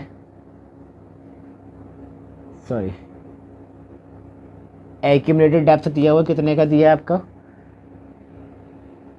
44,000 रुपये का। ठीक है, जो हमने बेची है बाय सेल, कहाँ से बेची फ्रॉम बैंक 30,000 रुपये। ठीक है जी, क्लियर है। अब ये देखो 60,000 रुपये, देखो 1,64,000 का और 1,80,000 का ओपनिंग क्लोजिंग बैलेंस दिया हुआ है। मशीनरी की कॉस्ट 1 लाख रुपए है, सोल्ड कितने की करी 30,000 रुपये की, एक्यूमुलेटेड डेप्थ कितना लगा 44,000 रुपये। ठीक है जी, तो अब आपने क्या करना है, आपने जो है 1 लाख में से 44,000 माइनस करो। ठीक है, तो आपका क्या आएगा प्रॉफिट निकल के आएगा, उसमें से आपने 30,000 रुपये माइनस करनी है। क्यों, क्योंकि आपने 30,000 रुपये की बेची। देखो मैं दिखाता हूँ करके, गेन ऑफ सेल या परचेज ऑफ मशीनरी, हमेशा कंडीशन सेम नहीं होती। तो आपकी कॉस्टिंग कितनी की थी, कॉस्टिंग थी आपकी 1 लाख रुपए की, ये कॉस्टिंग थी। AD कितना लगा हुआ था आपका 44,000 रुपये का। सोल्ड कितने की करी आपने 30,000 रुपये की। तो 1 लाख में से 44,000 आपने माइनस करने हैं, तो आपका आएगा 56,000 रुपये। इसमें से आपने फिर 30,000 माइनस कर दो, तो आपका कितना आ जाएगा 26,000 रुपये। ठीक है बेटा, तो ये तो आपका क्या आ जाएगा बाय PNL 26,000 रुपये। टोटल कर दो, टोटल आपका कितना आ रहा है 0,0,0,0 ठीक है, ये 0 हो गया और ये 0 हो गया और ये हो गया 7 लाख रुपए। ठीक है, 7 लाख यहीं भी आएगा, इसमें से माइनस कर दो तो कितना आ गया 2 लाख रुपए टू बैंक। ये हो गया परचेज फिगर। ठीक है बेटा, ये तो आपके मशीनरी अकाउंट को हो गया। एक्यूमुलेटेड डेप्थ में क्या आएगा जी, by balance brought down to balance carried down. क्या क्या है एक्यूमुलेटेड डेप्थ का, बैलेंस कैरेड डाउन का। ठीक है, ब्रॉट डाउन आपका 44,000, या 1,64,000। वेरी गुड, सही बोला आपने, 1,64,000। और कैरेट डाउन 1,80,000। ठीक है, मशीनरी अकाउंट पे क्या लगा हुआ था, डेप्थ कितना लगा था, ये हमें गिवन है, वो लगा है 44,000। टोटल कर दो, कितना आ गया आपका 22 लाख। और इधर से ये कर दो तो यहाँ पे कितना आ जाएगा, ये हो जाएगा 60,000 पे, और इसको भी टोटल करेंगे तो ये आ जाएगा 2,24,000। ठीक है, 22,04,000, 22,04,000 या फिर 2,24,000। ठीक है जी, ये आपकी कौन सी फिगर आ गई, ये आपका डेप्थ आ गया, किसका, करंट ईयर का, not previous year, current year. ठीक है, आई होप कि आपको इन्वेस्टिंग एक्टिविटी समझ आ गई हो, ऑपरेटिंग एक्टिविटी समझ आ गई हो। वीडियो में आपको फाइनेंसिंग एक्टिविटी के बारे में बताता हूँ। मौका लगा तो इसी के अंदर मैं कॉम्प्रिहेंशन स्टार्ट कर दूंगा एक अच्छा सा, नहीं तो आज के लेक्चर में फाइनेंसिंग एक्टिविटी तो आज हम करेंगे ही करेंगे। ठीक है, तो इसका जो फॉर्मेट है वो मैं आपको दिखाता हूँ, आपकी बुक में भी है, देखो क्या है वो फॉर्मेट। क्या कहती है फाइनेंसिंग एक्टिविटी, अकाउंटिंग स्टैंडर्ड जो revised cash flow statement define financing activity किस बिहाफ पे, financing activity of an enterprise are those activities that result in change in the size and composition of owner capital including equity and preference share capital in the case of company। Financing activity एक enterprises की वो activity है, एक company की वो activity है जो क्या रिजल्ट देती है, रिजल्ट में क्या चेंज लाती है। ठीक है, उस कॉम्पोजिशन, उस ऑनर की कॉम्पोजिशन के अंदर, उस पूरे फाइनेंसिंग ईयर के अंदर चेंजेस लाती है, चाहे वो इक्विटी शेयर से रिलेटेड हो, चाहे वो आपके प्रेफरेंस शेयर से रिलेटेड हो, in the case of company, any kind of company. ठीक है, and borrowing of enterprising, it includes proceed from issue of share. इसके अंदर इशू ऑफ शेयर्स आ जाते हैं, कुछ सिमिलर इंस्ट्रूमेंट जैसे issue of debentures, loan, bonds, short term borrowings, long term borrowings, repayments. ठीक है, according to receives and payment on account of the above items are shown in the cash flow statement as the cash flow from investing activity. ये सारी चीज़ें आपकी किस में show हो जाती हैं, इन्वेस्टिंग एक्टिविटी, उसमें फाइनेंसिंग एक्टिविटी में शो की जाती है। ठीक है, अभी मैं आपको फॉर्मेट दिखाऊंगा नीचे। Cash flow from financing activity is a separately shown because it is a useful in estimating claim on cash flow by lender of fund in future. जो फाइनेंसिंग एक्टिविटी है ये सेपरेटली शो किया जाता है because it is useful to estimate, हम claim कर सकते हैं ईजिली ऑन कैश फ्लो, जो भी हमारा कैश फ्लो हुआ है उसके ऊपर हम इजीली क्लेम कर सकते हैं by a lender of funds in future. In future हम कभी भी उसको क्लेम कर सकते हैं। ठीक है, तो ये सारी चीज़ें हो गई। अब देखो, ये सारी आपकी थ्योरी है, आप पढ़ना चाहो तो पढ़ सकते हो। आपकी मेन इंपॉर्टेंट थ्योरी मैंने बता दी कि आपकी फाइनेंसिंग एक्टिविटी क्या होती है। ठीक है, उसमें क्या क्या चीज़ें इंक्लूडेड हो जाती है और क्यों ये यूज़फुल है। ठीक है, देखो एक इंपॉर्टेंट ये है कुछ कि वैन शेयर्स और debentures are issued at a premium, जब आपके शेयर्स और डिबेंचर्स इशू किए जाते हैं एट प्रीमियम बेस पे, तो cash flow statement shows total cash receive from the issue. तो वो टोटल कैश जो रिसीव होता है ना, जो इशू किया गया होता है, वो जो रिसीव किया जाता है, टोटल अमाउंट जो होता है वो किया जाता है। वो क्या होता है, नॉमिनल यानी face value of share plus premium, दोनों को प्लस कर दो तो टोटल अमाउंट ही शो किया जाएगा।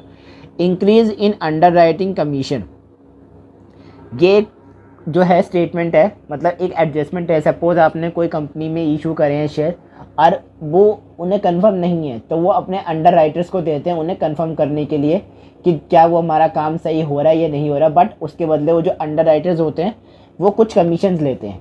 ठीक ठीक है। तो under writing commission mean payment of under writing commission in the raising shares capital and debenture, it is cash outflow in financing activity. तो उन्हें अगर हम कमीशन दे रहे हैं, पैसा जा रहा है, तो मतलब कैश का क्या हो रहा है, आउटफ्लो हो रहा है, तो वो कहाँ आएगा, फाइनेंसिंग एक्टिविटी में। देखो फॉर्मेट कुछ इस तरह का है आपका। जब cash flow from financing activity मतलब जब आपकी पॉजिटिव वैल्यूज़ रहेंगी, तब क्या क्या चीज़ें आ जाएंगी, proceed from issue of share including premium, proceed from issue of debenture including premium but excluding discount, premium तो होगा, साथ में एक्सक्लूड क्या होगा, डिस्काउंट भी होगा। लोन रिसीव्ड, कोई भी लोन हो सकता है, चाहे वो शॉर्ट टर्म हो, बैंक ओवरड्राफ्ट से हो रिलेटेड हो, कैश क्रेडिट से रिलेटेड हो, या कोई लॉन्ग टर्म का लोन हो। यूज्ड इन का मतलब क्या होता है, यूज्ड इन का मतलब होता है जब भी आपकी वैल्यूज़ क्या होती हैं, माइनस में होती है। कभी कभार क्या होता है कि दोनों ही शो करने पड़ जाते हैं, और कभी कभार क्या होता है खाली एक सेपरेटली शो होता है, ठीक है। उसके अंदर पेमेंट्स आ जाएंगी हर तरह की, प्रेफरेंस शेयर से रिलेटेड हो, चाहे रिडेम्पशन से रिलेटेड हो, सॉरी, ठीक है, चाहे फाइनल डिविडेंड हो, इंटरमीडिएट डिविडेंड हो, इंटरेस्ट पे किया हो, शॉर्ट टर्म पे, लॉन्ग टर्म पे, ठीक है। और एंड में क्या लिख देते हैं हम, cash flow from financing activity if A is more than B or used in if B is more than A. मतलब वही मतलब है, जब ए अगर ए ज़्यादा है बी से, तो cash flow from financing activity, अगर बी ज़्यादा है तो कैश फ्लो नहीं आएगा, cash flow used in financing activity. I hope कि आपको फाइनेंसिंग एक्टिविटी का फॉर्मेट क्लियर हो चुका है, कोई दिक्कत परेशानी नहीं। चलिए स्टार्ट करते हैं आपकी फाइनेंसिंग एक्टिविटी। देखो बेटा, ये एक छोटा सा क्वेश्चन है फाइनेंसिंग एक्टिविटी का, ठीक है। ये एक इम्पॉर्टेंट है क्वेश्चन, इससे रिलेटेड क्वेश्चन आते हैं फाइनेंसिंग एक्टिविटी में, या इसमें जो एडजस्टमेंट है वो एडजस्टमेंट आती हैं। तो देखो इक्विटी शेयर कैपिटल, मतलब हमें शेयर्स दे रखे हैं 2017 में 6 लाख रुपए के, और 2018 में कितने के दिए, 8 लाख रुपए के। मतलब 17 में 6 लाख के थे और 18 में कितने बढ़ गए, 2 लाख से बढ़ गए, मतलब 8 लाख हो गया। 12% प्रेफरेंस शेयर दिए हैं कितने, 2 लाख रुपए के, बट 2018 में नहीं है। 14% डिबेंचर 2017 में नहीं है, लेकिन 2018 में हमें कितने के मिले, 1 लाख रुपए के। चलो जी, ये तो हो गया। अब एडजस्टमेंट पढ़ लेते हैं कि इक्विटी शेयर वर इशूड, हमें शेयर जो इशू हुए हैं, देखो मैंने बताया ना फॉर्मेट में कि प्रीमियम इंक्लूडेड होता है जब इशू किए जाते हैं शेयर, तो प्रीमियम इंक्लूडेड जो है वो कितना परसेंट है, 15% पे। प्रेफरेंस शेयर वर रिडीम्ड कितने पे हुए हैं, 5% पे। डिबेंचर जो इशू किए गए उस पर डिस्काउंट भी इंक्लूडेड होता है, तो वो कितने का है, 1% का। डिविडेंड पेड किया है ऑन ओल्ड प्रेफरेंस शेयर 24,000 रुपये का। इंटरेस्ट पेड किया है डिबेंचर पे 14,000 रुपये का। अंडर राइटिंग कमीशन मैंने बताया था अभी कि अंडर राइटिंग कमीशन क्या होता है, ठीक है। तो अंडर राइटिंग कमीशन जो है ऑन इक्विटी शेयर, जो भी हमारा इक्विटी शेयर है उस पर कितना है, 10,000 रुपये। प्रीपेड डिवेंड किया है, डिविडेंड पे किया है इक्विटी शेयर पे 2017 में कितने का करा, 9 लाख रुपए का, और 2018 में कितना करा, 1,20,000 रुपये का, ठीक है। तो कुछ समझ आ गया है, तो चलिए शुरू करते हैं एक अच्छा सा फॉर्मेट बना के फाइनेंसिंग एक्टिविटी का ये बढ़िया सा मज़ेदार सा सवाल। फाइनेंसिंग एक्टिविटी फॉर्मेट बना लो, ये हमने बनाना है फॉर्मेट, दिख रहा है सबको।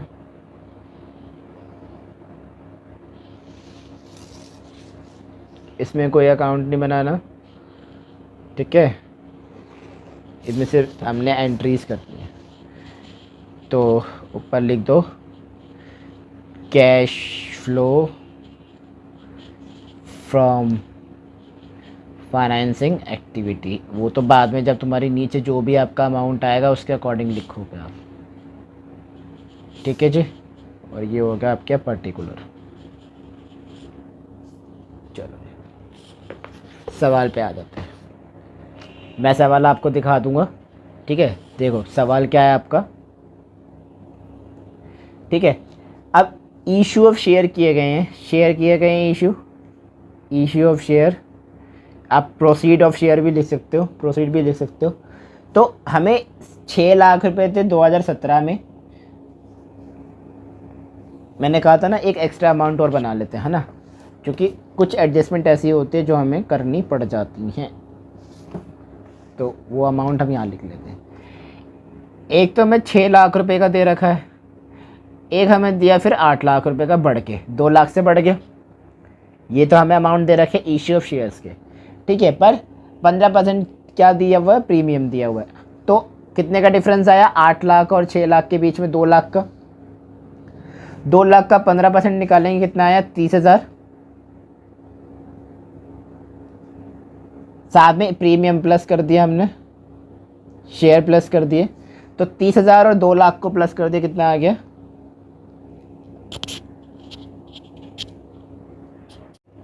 तो 30,000 और 2 लाख को प्लस कर दिया, कितना आ गया, 2,30,000। ठीक है, उसके बाद आपने रिडीमशन प्रेफरेंस शेयर, हमें प्रेफरेंस शेयर रिडीम्ड हुए, ठीक है, 2 लाख के थे। 2 लाख पे हमें कितना परसेंट दिया हुआ है, 5% दिया हुआ है, तो 2 लाख का 5% निकालेंगे तो आपका 10,000 रुपये हो गया। ठीक है, 10,000 हो गया, उसमें आपने 2 लाख प्लस कर दिया तो आपका कितना अमाउंट आ गया, 2,10,000। ये आपका 2,30,000 आ गया, 2,10,000 आ गया प्रेफरेंस शेयर का। फिर डिबेंचर इशू किए हैं एट अ डिस्काउंट, कितने परसेंट डिस्काउंट, 1% डिस्काउंट। तो 1 लाख का 1% निकाला, कितना आया, 1,000 रुपये, माइनस कर दो, कितना आ गया, 99,000। डिविडेंड पे कर दिया, एज इट इज़ लिख दो, पे करा है तो ब्रैकेट में, ठीक है। इंटरेस्ट पे कर दिया हमने 14,000 रुपये का। उसके बाद आपने प्रीपेड प्रोपोज डिविडेंड है, ठीक है, प्रपोज्ड डिविडेंड, ठीक है बच्चा पार्टी, प्रपोज डिविडेंड 2017 में हमें 90,000 दिया था और 2018 में 1,20,000। मैंने आपको बताया है, नहीं बताया, मैंने आपको बताया है, ठीक है, मैं आपको एक बार फिर बताया था, जब भी आपकी प्रपोज डिविडेंड की बात होती है तो हमेशा प्रीवियस ईयर वाला लिया जाता है, ठीक है। तो 2018 का ना लेके हम किसका लेंगे, 2017 का लेंगे। तो 2017 में हमें कितने का दिया हुआ है, 90,000 रुपये का, ठीक है जी। चलो सॉल्व कर लेते हैं। 3 तो ये माइनस में है, बाकी ये 3 प्लस में, इन 3 को प्लस कर लो, इन तीनों को भी प्लस कर लो, उसके बाद माइनस कर दो, तो कितना आ जाता है, मैं देख लेता हूँ एक बार। फिर बोलोगे जी गड़बड़ कर दी। 2,30,000 प्लस 2,10,000 फिर 99,000 माइनस 24,000 माइनस 14,000 माइनस 90,000, ठीक है। तो 24,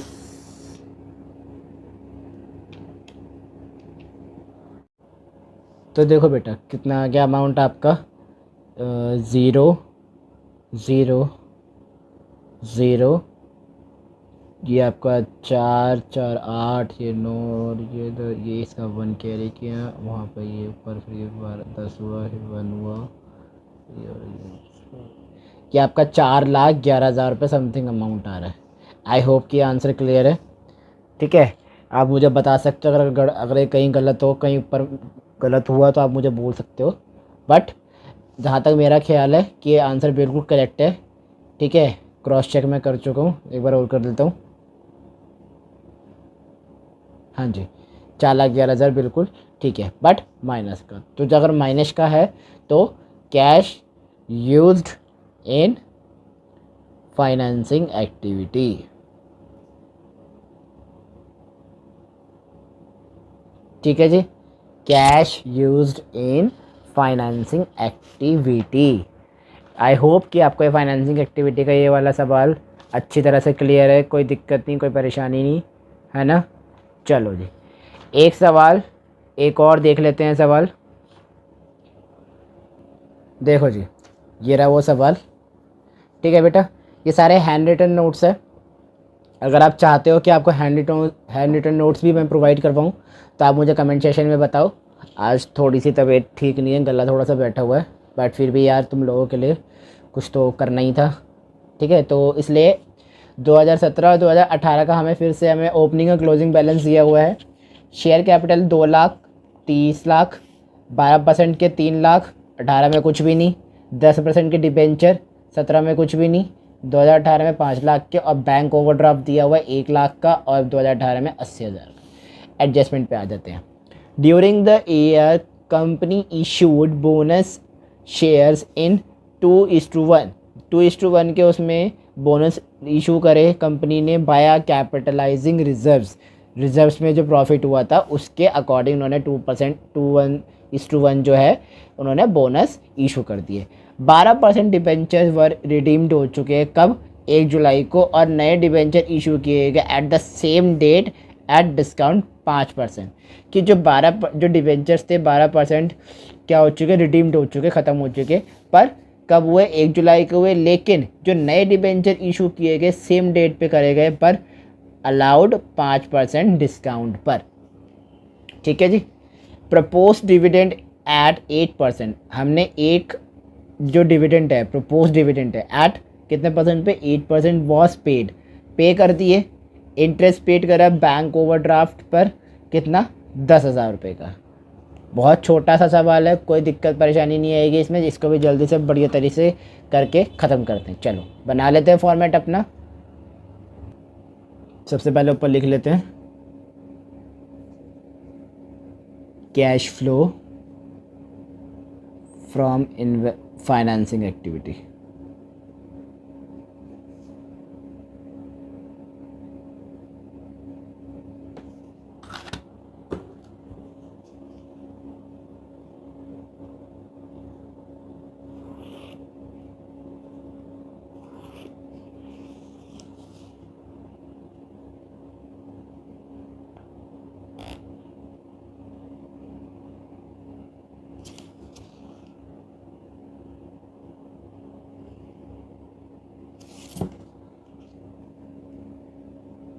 पर्टिकुलर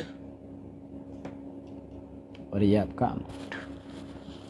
देखो जी, इशू ऑफ शेयर कितने इशू करे गए, 20 लाख का और 30 लाख के 17 और 18 में किए गए थे। ठीक है, शेयर्स के ऊपर कोई हमें एडजस्टमेंट नहीं दी गई, तो proceed issue of shares 20 lakh और 30,000, 30 लाख का डिफरेंस कितना हुआ, 10 लाख। इसको फिलहाल हम अंदर लिख लेते हैं। ठीक है, इधर नहीं, अंदर लिख लिया। उसके बाद 12% डिबेंचर रिडीम किए गए। ठीक है, 12% जो डिबेंचर रिडीम किए गए पर डिस्काउंट अप्लाई करने के बाद।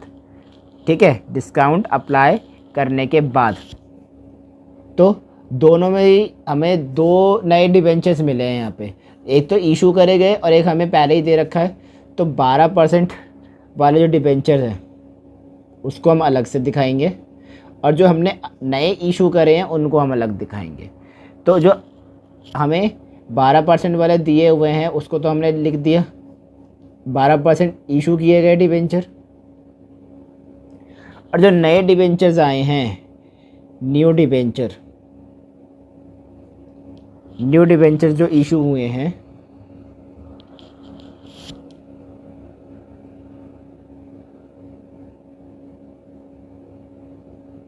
रिडीम। ठीक है, यहाँ ये रिडीम हुए, ये इशू हुए। तो वो कितने पे हुए हैं जी, 10% वाले पे हुए हैं 5 लाख। तो 5 लाख का 10% कितना हुआ, ठीक है, तो 10% कितना हुआ 5 लाख का, 50,000, जिसमें से हमने 5% हमने माइनस करना है, तो कितना आ जाएगा 475,100। ठीक है जी। उसके बाद प्रपोज्ड डिविडेंड, हमने डिविडेंड पे कर दिए। कितने के पे करे प्रपोज्ड डिविडेंड, मैंने करे हैं 8% पे करें। ठीक है, हमने डिविडेंड कितने करें, 8% पे करें। तो प्रपोज्ड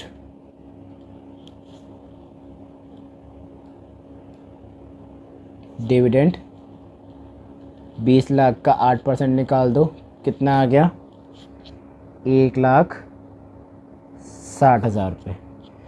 इंटरेस्ट पेड करा है हमने बैंक ओवरड्राफ्ट पर, interest on paid bank overdraft कितने का करा है हमने, 10,000 रुपये का। इंटरेस्ट पे करा है तो माइनस कर देंगे। ठीक है, प्रपोज डिविडेंड भी हमने पे करा है तो ये भी ब्रैकेट में आएगा। उसके बाद क्या है इसमें, और क्या क्या है, बैंक ओवरड्राफ्ट देखो हमें 17 में 1 लाख रुपए दिया था और 2018 में 80,000 रुपये दिया, मतलब 20,000 रुपये कम हुआ, तो वो भी हम इसमें शो करते हैं। ठीक है, तो मतलब कितने से कम हुआ है ना, तो डिक्रीज इन बैंक ओवरड्राफ्ट मतलब कम हुआ है, पैसा कम हुआ है, तो माइनस करेंगे मतलब ब्रैकेट में। सॉल्व कर दो इसे, कुछ बच गया? क्या बच गया देख ले ज़रा एक बार। कुछ नहीं बचा मेरे ख्याल में।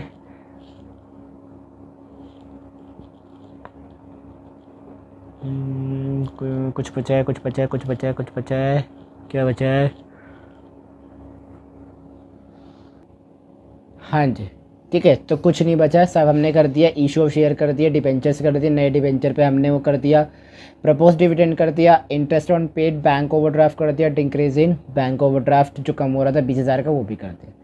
देखो अब ये मैंने सारा कर दिया, सारे अमाउंट लिख दिया। अब इसका ये जो अमाउंट है ये आप मुझे बताओगे कमेंट सेशन में। और कहीं चीज़ कोई नहीं समझ आई है या कहीं आपको क्वेश्चन कुछ ऐसा लग रहा है कि आप कहीं मिस्टेक हो गई हो, तो बेझिझक मुझे ज़रूर बताना। मैं भी देखूंगा कि कहाँ मैंने गलती कर दी। जहाँ तक लगता है कि कुछ छोटा नहीं है, सब बढ़िया तरीके से हो गया है। अब बस आपने मुझे इसका ये अमाउंट बताना है कि यहाँ पे वो अमाउंट क्या आएगा, वो क्या वो प्लस में आएगा, क्या वो माइनस में आएगा। प्लस में आएगा तो मैं यहाँ क्या लिखूँ, और माइनस में क्या आएगा तो यहाँ मैं क्या लिख सकता हूँ। तो देखो बेटा, जैसा कि मैंने आपको स्टार्टिंग में बताया था कि आज हम फाइनेंसिंग एक्टिविटी करेंगे। कोशिश करूँगा कि कॉम्प्रिहेंशन कराऊँ, बट अब कॉम्प्रिहेंशन मैं आपको कल कराता हूँ। ठीक है, उससे पहले मैं आपको कुछ नोट बता देता हूँ कुछ ज़रूरी चीज़ें कि देखो बहुत से बच्चों को नहीं पता कैश और कैश इक्विवेलेंट में क्या क्या चीज़ें आ जाती हैं, है ना। वो देख लो। देखो बेटा, कैश और कैश इक्विवेलेंट में आता है कैश और कैश बैलेंस। किसका बैलेंस? बैंक का बैलेंस। चेक, बैंक ड्राफ्ट, ठीक है। उसके बाद मार्केटेबल सिक्योरिटीज,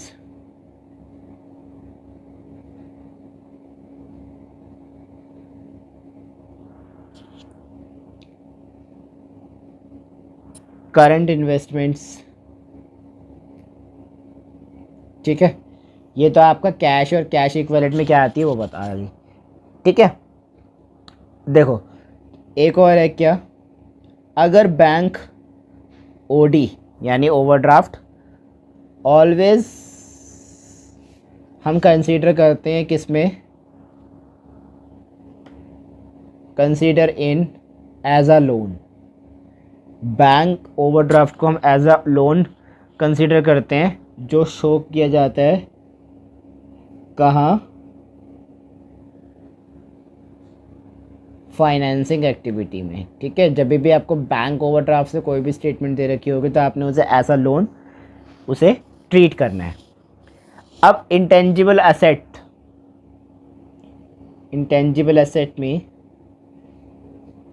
गुडविल की बात की जाए, अगर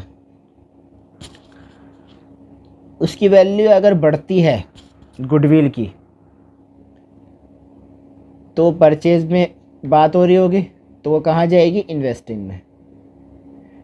गुडविल अगर बढ़ रही है तो परचेज की बात हो रही है उसकी, तो कहाँ जाएगी? इन्वेस्टिंग में। अगर उसकी वैल्यू घट रही है, गुडविल की वैल्यू अगर घट रही है, तो मतलब वो रिटर्न ऑफ हुआ है। गुडविल ना दो तरीके से स्टेटमेंट आती है, एडजस्टमेंट आती है, या तो गुडविल का परचेज हो रही होती है मतलब बढ़ रही होती है, या फिर गुडविल ख़त्म हो रही होती है। तो ख़त्म मतलब रिटर्न ऑफ हो रही है अगर, तो वो कहाँ आएगी? ऑपरेटिंग एक्टिविटी में। क्या हो जाएगी? प्लस हो जाएगी, और इन्वेस्टिंग में वो माइनस हो जाएगी। ठीक है, ये तो तब है जब गुडविल बढ़ेगी, तब इन्वेस्टिंग में माइनस हो जाएगी। गुडविल घटेगी तो ऑपरेटिंग एक्टिविटी में वो प्लस हो जाएगी। ठीक है जी।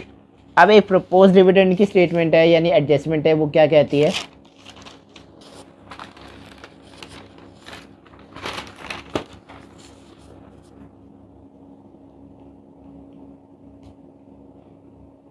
प्रपोज डिविडेंड, ठीक है। प्रपोज डिविडेंड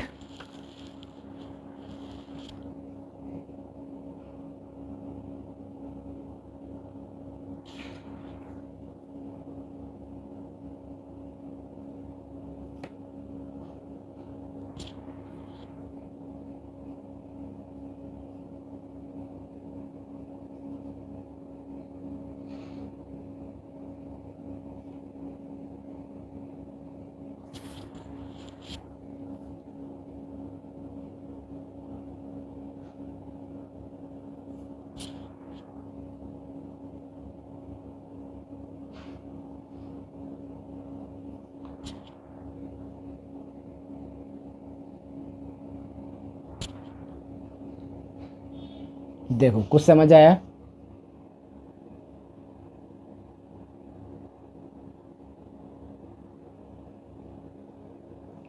कि प्रपोज डिविडेंड जो है हमेशा प्रीवियस ईयर का देखा जाता है।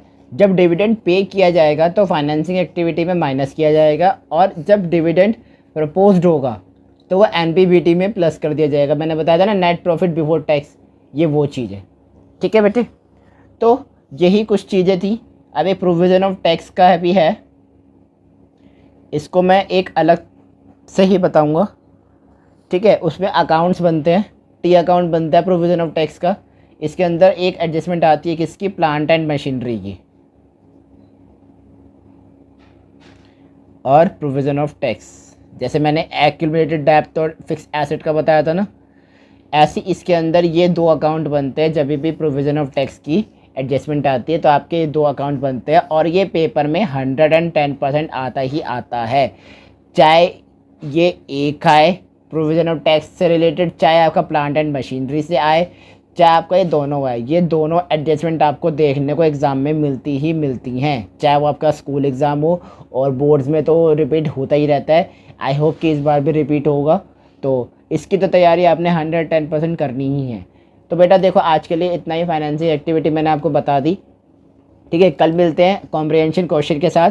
तब तक के लिए until then see you, tata bye bye. Video को लाइक शेयर कमेंट करना मत भूलना, सब्सक्राइब करना मत भूलना और शेयर करना मत भूलना। तब तक के लिए see you, tata, see you in next class.